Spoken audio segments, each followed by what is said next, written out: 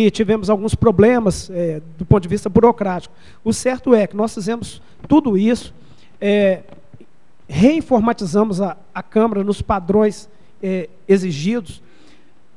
Na oportunidade, nós começamos a implantação do sistema de qualidade total no serviço público, e foi muito interessante, e eu quero fazer esse registro aqui.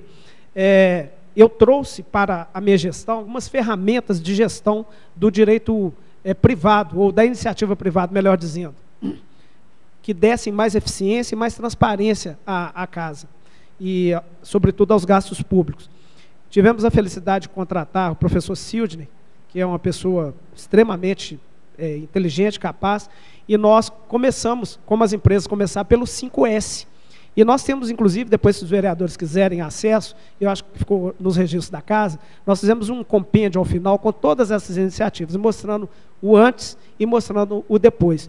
E fizemos questão de inserir os servidores em todo esse processo de discussão. E, para minha surpresa, um dia nós recebemos um folder de uma Câmara de São Paulo, a Câmara de Barueri, onde eles haviam dado vários passos nessa direção, e esses passos dados culminou numa certificação internacional por uma norma chamada SA 8000. Essa é uma norma de um comitê italiano que certifica os órgãos públicos e os setores, o terceiro setor, na prática da qualidade na prestação do seu serviço. E nós fomos visitar à época o presidente, Toninho Furlan, e ele nos recebeu muito bem. E quando nós mostramos os passos que tínhamos dado, ele ficou impressionado como que intuitivamente nós tínhamos caminhado naquela direção, sem sabermos, inclusive, da existência da norma. Isso me alegrou muito, me honrou muito, e nós empreendemos ainda algumas outras ações que não conseguimos certificar a Câmara, porque o mandato do vereador-presidente é de apenas 1 ano à frente da casa, então não dá para você fazer tudo. Mas esses frutos foram colhidos, e hoje nós temos todas essas sinalizações dentro da Câmara, os corrimãos das escadas, e uma série de outras iniciativas que foram fruto desse trabalho. Então, registrar, a vereadora Cida me chama a atenção para um detalhe que eu reputo extremamente importante, que é a acessibilidade à casa.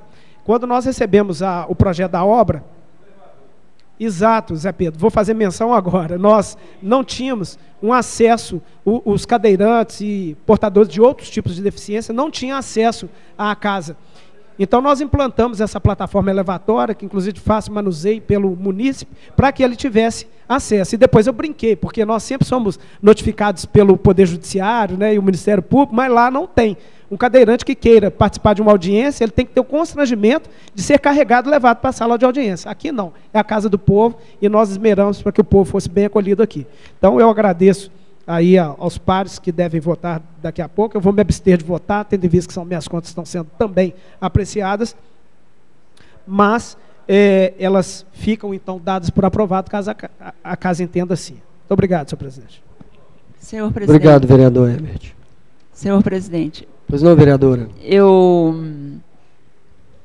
só quero dizer ao vereador Herbert que, por isso que é importante você apoiar um presidente que vai dar continuidade ao projeto que você iniciou. Porque, ao longo da história, o que eu vejo é isso. Você começou, aí passou um pouquinho, eu entrei, agora o Alexandre. Então, dar continuidade à filosofia, para que realmente continue essa transparência, essa questão democrática, que 1 ano é muito pouco. E se a gente não estiver firme nos nossos propósitos, se acaba perdendo tudo que foi realizado. E quando você falou do tribunal, as minhas contas já foram para o tribunal. Então, dia 30, eles começam a trabalhar em cima das contas do ano passado. Assim eu espero. E espero também que um dia eu tenha essa tranquilidade, essa satisfação de ver minhas contas aprovadas pelo Tribunal de Contas e também pelos meus colegas. Está de parabéns, viu? Encerra-se a discussão. Coloco o projeto de resolução número 23/2011 em primeira votação. Os vereadores que estiverem de acordo, permaneçam como estão. Aprovado o projeto de resolução número 23/2011 em primeira discussão e votação. Senhor presidente, Pois não, solicito vereador. de Vossa Excelência a dispensa do interstício para a segunda discussão, votação e redação final. Na segunda, na discussão e votação da redação O final. pedido também. é regimental. Eu coloco o requerimento em discussão. Encerra-se a discussão. Coloco o requerimento em votação. Os vereadores que estiverem de acordo, permaneçam como estão. Aprovado o requerimento da vereadora Branca em discussão e votação única. O projeto de resolução número 23/2011 está em segunda discussão. Coloco o projeto em segunda votação. Os vereadores que estiverem de acordo, permaneçam como estão. Aprovado o projeto de resolução número 23/2011 em segunda discussão e votação. Com a abstenção do vereador Herbert Vaz Ribeiro. A redação final do projeto de resolução número 22/2011 está em discussão. Encerra-se a discussão. Portanto, a redação final está em votação única. Os vereadores que estiverem de acordo, permaneçam como estão. Aprovado a redação final do projeto de resolução número 23/2011 em discussão e votação única. Indicações número 26 e 27. Solicito ao vereador secretário Edson Gonçalves da Silva que faça a leitura da indicação número 26/2011. Indicação número 26/2011. O vereador abaixo assinado requer que, após a tramitação regimental, seja encaminhada ao chefe do Poder Executivo a seguinte indicação: instalar lixeiras na rua Aires José Vieira e José Patrocínio Simão, esquina com a rua Leôncio de Paulo Almeida, no bairro Amália Rodrigues.